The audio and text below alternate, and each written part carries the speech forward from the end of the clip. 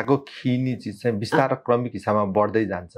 हजुर। जस्तै खिनी बित्तिकै त घुँडा फेर्ने होइन नै। हड्डी खिने कारणमा सबभन्दा प्रमुख कारण जुन सबभन्दा बढ्ता हामीले देख्छौँ त्यो चाहिँ एउटा उमेरै हो। हजुर। उमेरमा पनि पुरुषमा भन्दा बढ्ता चाहिँ घुँडा खिने चाहिँ महिलामा धेरै हुन्छ। हुनी त स्वाभाविकै भयो होइन, बिरामीलाई आफ्नो घुँडा फेर्दाखेरि न केही हुन्छ कि भनेर डर लाग्ने। तर त्यो घुँडा फेरेपछि बिरामी हिँड्न चाहिँ भोलिपल्ट नै हिँडाउन मिल्छ। खर्चिलै अपरेसन मध्येमा पर्छ। किनभने यसमा युज हुने सामानहरू चाहिँ धेरै जसो जुन नेपालमा युज भइराखेको छ त्यो सामानहरू बाहिरबाट आउँछ नेपालमा। यसमा चाहिँ सबभन्दा महत्त्वपूर्ण भनेको चाहिँ व्यायाम हुन्छ एउटा रेगुलर। फेरि व्यायाम गर्नु भने आज 5 किलोमिटर हिँडेको छ भोलिपल्ट हिँडेकै छैन त्यो चाहिँ हुँदैन।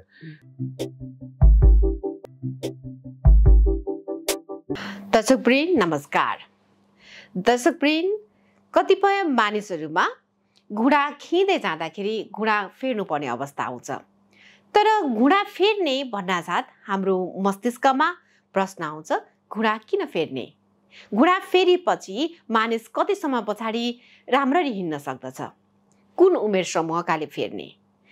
आज हामी यिनै थुप्रै प्रश्नहरूको उत्तर खोज्ने प्रयास गर्दछौँ र यसका लागि आज हामीसँग हुनुहुन्छ वरिष्ठ हाड जोड्ने विशेषज्ञ डाक्टर प्रवीण नेपाल।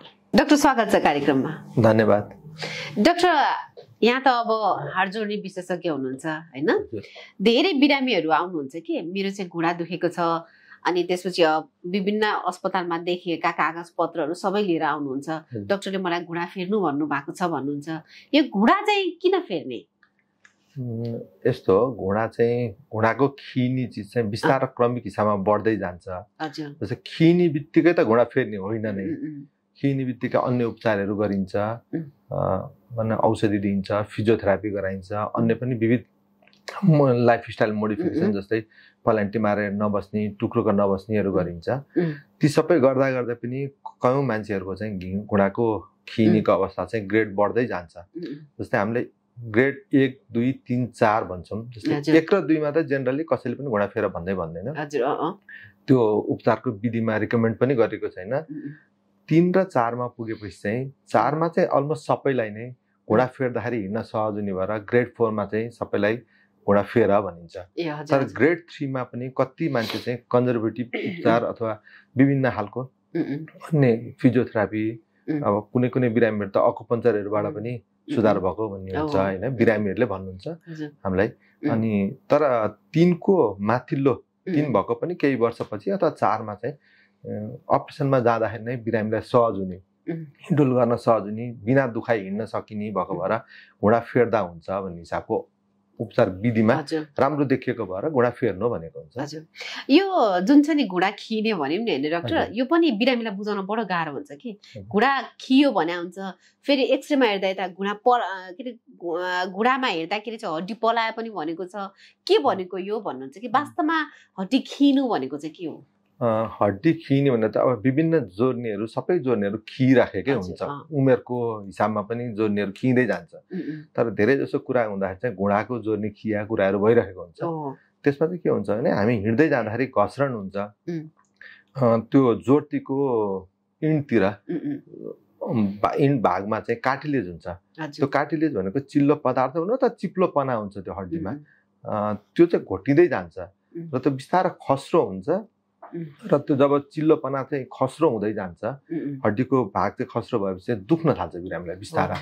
अनि त्यो हिसाबमा चाहिँ बिरामीलाई त्यो छेउछेउमा कहिलेकाहीँ हड्डी पलाउँछ खिँदै जाँदाखेरि। त्यो चाहिँ के छ भने घुँडा अनस्टेबल हुन्छ, घुँडाले भर पाउन छोड्छ। भर पाउन छोडेपछि चाहिँ जिउकै मेकानिजमले त्यसलाई स्टेबल बनाउनको लागि चाहिँ छेउछेउमा चुच्चोहरू पलाउने हुन्छ। त्यो देखाउँदाखेरि चाहिँ कहिलेकाहीँ चुच्चो देखाइए पनि त्यो चाहिँ घोटिँदै गएर त्यसको रेस्पोन्समा आएको चुच्चोहरू हुन्थे चाहिँ। हजुर, बिरामीलाई चाहिँ सबभन्दा बढी बुझाउन गाह्रो भनेको यही हो कि यता मलाई हड्डी पलाएको भनेको छ, फेरि यता खिएको भनेको छ, के हो भन्नुहुन्छ? उसको वेट बेरिङ पोर्सन चाहिँ खिराखेको हुन्छ, त्यसले गर्दा अनस्टेबल हुन्छ होइन। त्यसको कारणमा चाहिँ जिउले आफ्नो रेस्पोन्सको लागि चाहिँ घुँडा स्टेबल बनाउनलाई चाहिँ छेउछेउमा चुच्चोहरू पलाउँछ। त्यो चाहिँ खिएकै रेस्पोन्समा बनेको चुच्चोहरू हुन्। खिएकै एउटा लक्षण भयो होइन, त्यसमै भन्नु मिल्छ। डाक्टर, जस्तो हामीले देख्छौँ नि कतिपय व्यक्तिहरू त उमेर चाहिँ कमै हुन्छ तर पनि उहाँहरूको हड्डी चाहिँ खिरहेको देखिन्छ है। यो हड्डी खिने कारणहरू चाहिँ के हुन् त? हड्डी खिने कारणमा सबभन्दा प्रमुख कारण जुन सबभन्दा बढ्ता हामीले देख्छौँ त्यो चाहिँ एउटा उमेरै हो। हजुर। उमेरमा पनि पुरुषमा भन्दा बढ्ता चाहिँ घुँडा खिने चाहिँ महिलामा धेरै हुन्छ। एउटा चाहिँ मोटोपना हो, जुन चाहिँ बिस्तारै मोटोपना हुँदाखेरि चाहिँ उमेरभन्दा पहिला नै हड्डीहरू खिरहेको हुन्छ। त्यो बाहेक पनि अन्य चिजहरू पनि छ, जस्तै मान्छेलाई युरिक एसिड लामो समयदेखि भइरहेको छ भने पनि चाँडो खिन्छ। अब विभिन्न खालको इन्फेक्सन भएको छ भने हैन, कसैलाई टिबीको कारणले पनि त्यो भनेको चाहिँ उमेरभन्दा पहिल्यै खिने कारणहरू भयो। जस्तै कुनै इन्फेक्सन भयो, अब कहिलेकाहीँ हामीले साइनोभाइटिस भन्छौँ, धेरै बिरामीलाई भइरहेको हुन्छ। साइनोभाइटिस भइरहेको बिरामीलाई पनि खुट्टा चाँडो खिन्छ। त्यो चाहिँ उमेरभन्दा पहिला खिने भयो। उमेरमा त सबैको केही न केही हिसाबमा घुँडा खिएकै हुन्छ, तर जसको चाहिँ धेरै खिन्छ त्यसलाई चाहिँ उपचार चाहिरहेको हुन्छ।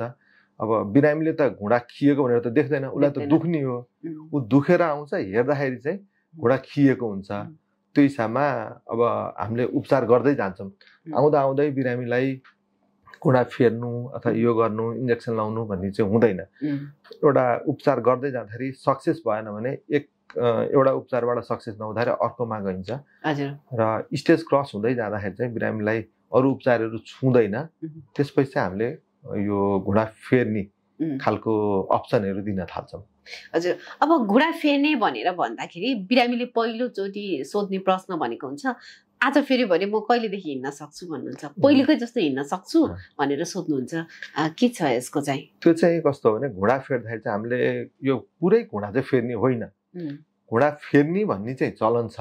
तर त्यो भए पनि हामीले फेर्ने भाग चाहिँ के हो भने यो मास्लो हड्डीको तल्लो भागलाई ताछेर त्यहाँ एउटा पाता लगाउँछौँ। ए हजुर। तल्लो हड्डी जुनलाई हामीले टिबिया भन्छौँ, त्यसमा पनि त्यसको भागलाई चाहिँ ताछेर हामीले एउटा पाता लगाउँछौँ। त्यो दुईटा पाताको बिचमा चाहिँ एउटा रबर राखेको हुन्छ। त्यसकै त्यो पाता र रबरको सहायतामा हामीले खुट्टा टेक्ने बनाउँछौँ। बाङ्गो छ भने पनि सिधा बनाउँछौँ। अब पुरै खिएर हिँड्न गाह्रो भएको छ, जुन अघि नै हामीले भन्यौँ नि, त्यो चिल्लोपनाहरू गइसकेको हुन्छ, खस्रो हुन्छ, त्यो हिसाबमा पनि दुखिरहेको हुन्छ बिरामीलाई। त्यो चाहिँ पाता राखेर बिचमा रबर राखेपछि चाहिँ बिरामीको दुखाइ चाहिँ हिँड्दाखेरिको दुखाइ चाहिँ जाने हो। हजुर। अब यो घुँडा फेर्नेमा पनि प्रकार छ कि? बिरामीले चाहिँ धेरैचोटि सोध्नुहुन्छ, मेरो त पूर्ण रूपमै घुँडा फेर्नु पर्ने छ अरे भन्नुभएको हुन्छ, कसैले मेरो होइन अलिकति मात्रै फेर्ने भनेको छ भनेर भन्नुहुन्छ होइन, यसलाई चाहिँ कसरी बुझाउने? यस्तो हो, घुँडा फेर्दाखेरि धेरै जसो जुन हामीले सुनिराखेको छौँ त्यसमा चाहिँ के हुन्छ भने अहिले हामीले भने जस्तै मास्लो हड्डीको तल्लो भागमा फेर्ने, तल्लो हड्डीको मास्लो भागमा फेर्ने र बिचमा रबर राख्ने नै हो। तर धेरै नै खुट्टा बाङ्गो छ भने कहिलेकाहीँ सपोर्टको लागि रड राखिन्छ। तल्लो हड्डीमा पनि रड हालिन्छ, मास्लो हड्डीमा पनि रड हालिन्छ। त्यो चाहिँ हामीले सधैँ गर्ने भन्दा अलिकति फरक हुन्छ। प्राइमेरी कम्प्लेक्स प्राइमेरी भन्ने चलन हुन्छ हाम्रोमा चाहिँ।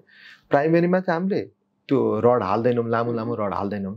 कम्प्लेक्स प्राइमेरी भन्यो अलिक खुट्टा चाहिँ धेरै नै बाङ्गो भएको छ भने चाहिँ त्यस्तो अवस्थामा चाहिँ रड हाल्छौँ। तर धेरै जसो घुँडा फेर्ने भनेको चाहिँ यही नै हो। हजुर।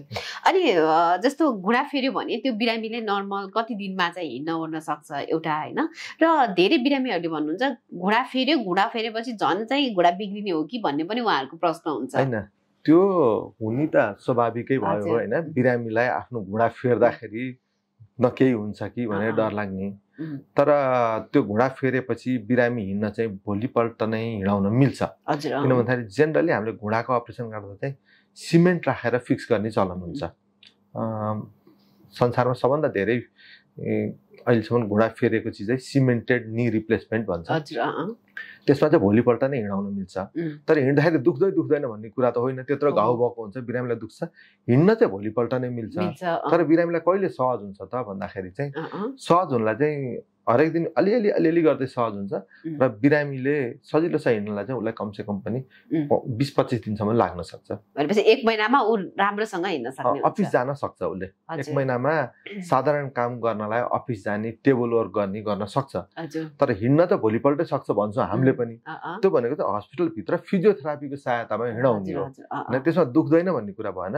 दुखाइको लागि औषधिहरू दिइन्छ तर बिरामीले हिँड्न त पहिलो दिनदेखि नै कोसिस गराउँदै जान्छौँ आजभन्दा भोलि भोलिभन्दा पर्सि बढ्दा हिँडाउँदै जान्छौँ र बिरामी आफै पनि हिँड्न सक्नुहुन्छ 14-15 दिन भएपछि बिना सहायता कति बिरामीले लट्ठी छोडेर पनि हिँड्न सक्नुहुन्छ कति मान्छेहरूलाई चाहिँ त्यो वाकरको सहायता चाहिँ चाहिरहेको हुन्छ तर 1 महिनाभन्दा बढ्दा चाहिँ कसैलाई पनि त्यस्तो सहायता चाहिँदैन अब जस्तो बिरामीहरू नि घुँडा फेर्ने भनेर ठिक्क पारेको हुन्छ अनि उहाँहरूले केमा हिचकिचाउनुहुन्छ भने मेरो त उमेरैले मिल्दैन म धेरै उमेर भइसकेको छु भन्ने बुझाइ हुन्छ कि बिरामी पक्षको पनि बिरामीको पनि कुन उमेर समूहका लागि चाहिँ घुँडा फेर्न सल्लाह दिने त यस्तो यो चाहिँ हामीलाई पनि भनिराख्ने बिरामीहरूले भन्ने नै चिज हो किन भन्दा उमेर भइसक्यो उमेर भइसक्यो भन्ने हुन्छ अब उमेरै नभएको मान्छेलाई त घुँडा किन फेर्ने त्यो पनि छ हैन अब खिएर हिँड्न नसकेका कारणले फेर्ने हो धेरै जसो बिरामीहरू यो घुँडा फेर्ने बिरामीहरू चाहिँ 65, 70, 75, 80 वर्षकै हुनुहुन्छ किन भन्दा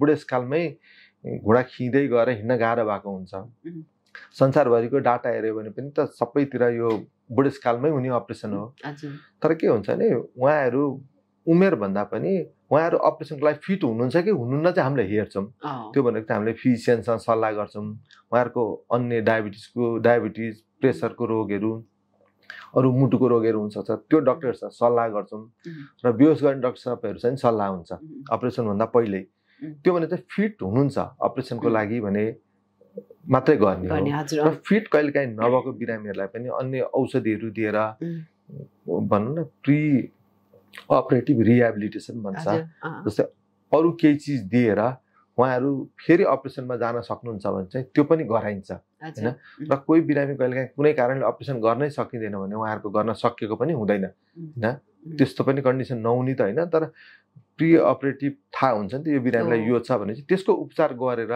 उसलाई चाहिँ उसको बडीलाई चाहिँ अपरेसन धान्न सक्ने बनाएर गरिन्छ हजुर अनि जस्तो धेरै अर्को उठ्ने प्रश्न भनेको चाहिँ हैन एकचोटि घुँडा फेर्यो भने त्यसले चाहिँ कति वर्षलाई काम गर्छ त यो पनि हामीलाई पनि सोधिराख्ने चिजै हो हैन यो कस्तो हुन्छ भने एउटा घुँडा फेरिसकेपछि 18-20 वर्ष चल्छ त्यो भन्नुको मतलब सबै मान्छेको 18 वर्ष चल्छ पनि हैन सबै मान्छेको 20 भएर ठ्याक्कै बिग्रिने पनि होइन त्यो भनेको चाहिँ घोटिँदै जाँदाखेरि 18 देखि 20 वर्ष चल्छ भनेर एभरेज निकालिएको हो अब कसैको 17 वर्ष चल्ला कसैको 22 वर्ष चल्ला तर एभरेज ड्युरेसन चाहिँ 20 वर्ष जति चल्छ भन्ने कुरा हो अच्छा यो चाहिँ अब रिसर्च डाटाहरूबाट निस्किने चिज हो यो मान्छेको कसैको 18 चल्यो कसैको 24 चल्यो भने यो त एभरेज निकाल्दाखेरि अब 20 वर्ष जति चल्छ भनेको त्योभन्दा कति मान्छेको त 20 वर्षभन्दा बढ्ता पनि चलिरहेको हुन्छ हजुर अनि जस्तो डाक्टर कुनै बिरामीलाई अब हामीले घुँडै फेर्नुपर्ने कन्डिसन छ हैन घुँडा फेर्नको लागि सल्लाह दियौँ उहाँले गर्नु भएन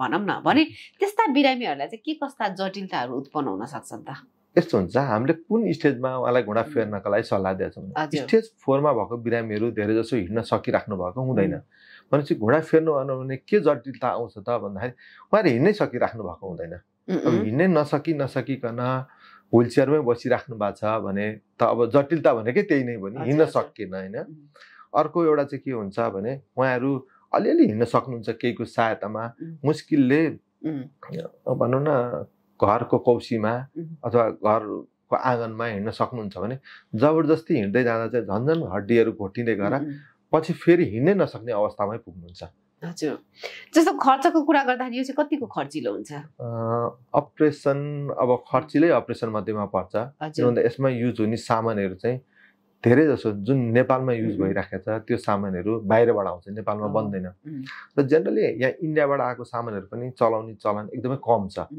अब अमेरिकाबाट आएको जर्मनबाट आएको सामानहरू चलाउने भएपछि सामानमा अलिकति कस्ट धेरै जान्छ हामीले सरसर्ती हेर्दाखेरि के भन्न सकिन्छ भने एक्ज्याक्ट त यति लाग्छ भन्न सकिँदैन तर प्राइभेट हस्पिटलमा गऱ्यो भने 4.5 लाख जति लाग्छ एउटा घुँडाको भनेको त्यो सामान खर्च सबै जोड्दाखेरि 4.5 लाख लाग्ला अथवा 4,60,70,000 पुग्ला तर सरकारी हस्पिटलमा 1,00,000 सवा लाख सस्तो नै हुन्छ प्राइभेट हस्पिटल भन्दा कम्पेयरमा हजुर अनि डाक्टर कतिपय केसमा देखिन्छ भने हामीले फेल्ड चाहिँ नि रिप्लेसमेन्ट सर्जरी पनि भएका हुन्छन् यो चाहिँ कस्तो अवस्थामा घुँडा प्रत्यारोपण चाहिँ फेल हुन सक्छ त असफल हुन सक्छ हैन असफल भनेर अहिलेसम्मको किनभने बिरामीले एउटा असफल देखेर दिमागमा मानसिकता नै त्यही बनाउनु भएको हुन्छ। एकजनाको असफल भयो भने उसले चाहिँ मेरो असफल भयो भनेर धेरै मान्छेलाई भन्ने हुन्छ।